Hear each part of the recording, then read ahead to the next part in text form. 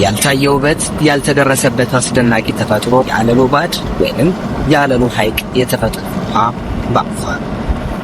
አለሎ ባድ ያው ከሰመራ 35 ኪሎ ሜትር ላይ የሚገኝ ሲሆን አለሎ ማለት ያው የሚጮህ ወይም የሚፍለቀለቅ ውሃ ነው። እዛ አለሎ ባድ ላይ ያው የተለያዩ ወደ 8 የሚሆኑ ጉድጓዶች አሉ። በተፈጥሮ ያው እንደ ስዊሚንግ ፑል የመሰሉ ሰማያዊ ውሃ አለ፣ አረንጓዴም ውሃ አለ።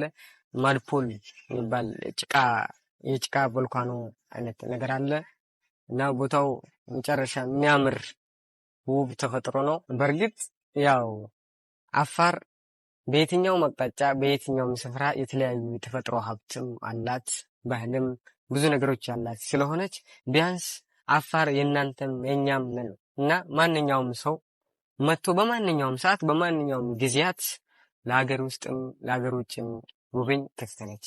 ስለዚህ እንደምንም አመቻችታቸውም ቢሆን ማንኛውም ሰው እንዲጎበኝ ፈልጋለሁ።